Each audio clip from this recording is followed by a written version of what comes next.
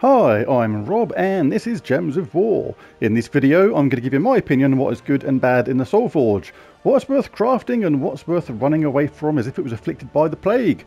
But first things first, Boomstick Fancy Pants, the leader of our guild, has given me the opportunity to change the guild shield this week, only because no one else wanted to do it. So I'll get the consolation prize, but hey ho, let's have a look anyway. Alright, let's have a look at the emblem first. Oh, what's relevant? What can I change it to? Oh, I could change it to that.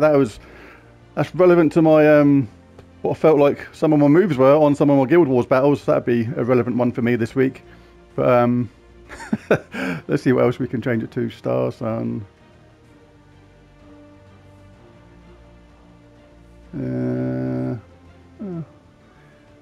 Oh, let's do some floaty wings. In red, I have a bit of a thing about colours of red and black. There we go, red and black. Nah, done. That'll do.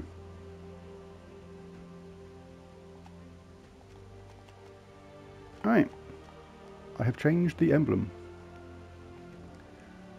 Now onto the shop. Always look in here first because always make sure you grab the weekly event troop. This is Steel Cobra. Deals splash damage to an enemy, then poison all enemies affected. Okay, nothing fantastic. Poison's not a particularly great thing anymore, but a 10% chance to create a Wish Gem when my turn begins is interesting. But always make sure you grab these to mythic level if you have the glory, because it gives you another troop which you've got to mythic, which means it's going to affect your power levels in your kingdoms in the long run, so always worth doing if you have the glory. While you're here, it's always worth grabbing Spoils of War as well. Free event keys if you've got the glory again, always worth a take in. So let's jump into the Soulforge itself. Take a look at Take a look at the weapons first. Scale Guard Protector's not here all the time. Explodes a bunch of red gems, then grants a random status effect to all the Naga allies, and summons a Naga troop. So, really good weapon. Any weapon that explodes a load of gems is really, really good in this game at the moment, because things like Wish Gems and that, the potions, when you explode gems, most of the time you're going to take them out with it, and that's going to be ultra beneficial to your team. And a really good way of generating mana at the same time. And these things have a summon as well. When you think about how handy something like Mountain Crusher is, that's a really early weapon, still gets used in tons of battles by high level players. All that does is explode brown. This explodes a load of red, gives a status effect to all Naga allies, and has a summon as well. This makes these kind of weapons for me absolutely essential. So totally grab that if you have the gems. Doesn't matter if you make a Naga team or not. The summon with the explosion of the red gems is utterly worth getting that. I'm not going to look at the things like Trick and Treat and Soul of Xanathos, Heart of Xanathos, etc. because they are here all the time and they are all in previous Soulforge video reviews. Cobra's Curse deals damage to an enemy boosted by Naga allies, then creates a mix of red and green for each Naga ally. So if you've got a Naga team, these are going to be good. I'm not a massive fan of them myself because sometimes you're only going to use it for a certain event and not much else. Unless you do obviously have a particular favourite Naga team, then if they use the colours that uses, then of course it's worth getting. If the team you're making uses red and green, then utterly get this. The interesting thing about this one is it uses green itself, so it's going to self-charge. So to me that makes it more interesting already.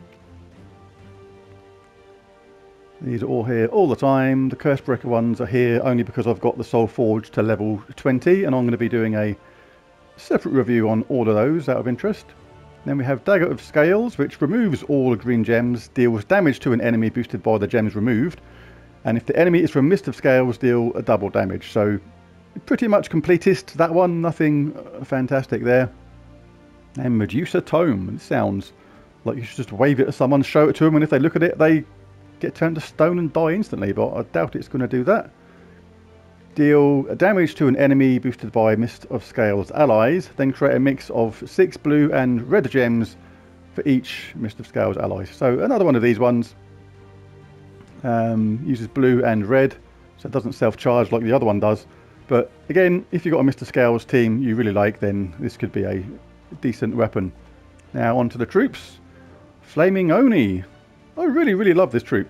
If there's one thing more annoying than goblins, it's a goblin that generates another goblin.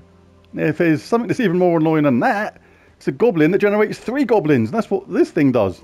Stick him in 3rd or 4th place and it really can add, you know, a nice bit of longevity and fight to your team.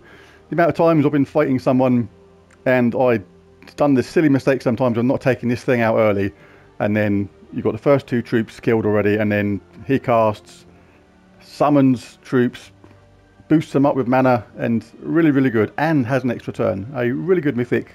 Love Flaming Oni, works. And loads of really good goblin teams as well, and some non-goblin teams that convert 2 red gems to burning gems when my turn begins. Works in all sorts of other ways as well. You can use this in Sunspear class, summon a Firestorm at the start and get triple damage from skull damage.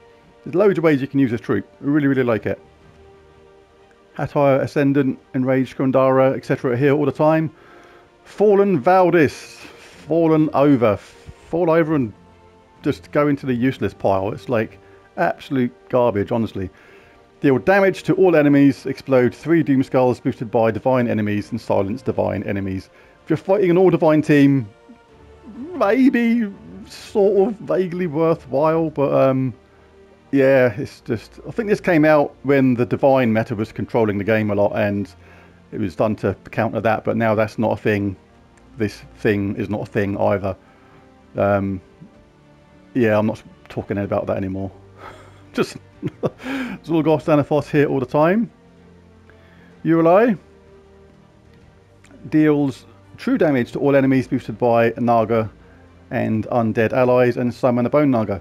So as a summon, can do a okay amount of true damage to all enemies. I think it's a mid-level mythic myself. Immune to Devour is handy, but nothing particularly fantastic for me. Pharos Ra. If you're a really new player and you've got the ability to craft this, I would craft it, because nothing's going to give you more benefit in the early game as this thing. It does 150 bonus souls from battles to try and get that 3rd trait built up and obtained quickly. The spell, you know, you're not getting this for the spell. It transforms yellow gems to purple and deals 33 damage to an enemy. This is not why you're getting Pharos Ra. You're getting it for this bonus souls and the amount of massive bonus souls it gives you. It's just going to speed up your game in a really big way for a really new player. Darksmith Brenda, as I call it. I don't call it Drenza, I call it Darksmith Brenda, because it's more of a Brenda to me. But it is only here because I've got the Soulforge to level 20. And it's nothing fantastic anyway, so I'm not going to include that really. And is that it on the... It is. That's it on the mythics. Just go over the legendaries ever so quickly, because never recommend crafting legendaries because they're going to turn up in chests all the time anyway. Well, not all the time, but way more than mythics do. And just go over them ever so quickly. Got Kristanex. As an early level player, I remember this troop being absolutely awesome. It's very good as an early level mid-game player. Removes all gems of a chosen colour, so you can actually generate 4 matches from that if you've got, say, 2 gems of a certain colour at the top, 1 of a different one in the middle, then 2 the same as the ones at the top at the bottom, and then you can actually take out the one from the middle and then create a 4 match. So it is good for that, and does deal damage to all enemies boosted by the gems removed, and has a summon as well. And if you have a team that uses purple, you gain enchant when matching purple at the same time. So Kristanex, really like it. Really handy legendary troop. Tinseltail can work really well sometimes because of the surprise element of what it does. Give all allies 4 magic, that's set in stone, but then there's 50% chance for each of the following. Deal damage to all enemies, explode 8 random gems, that's a mana generator, or give allies 36 life. There's 50% chance for each of them, and all of them can happen.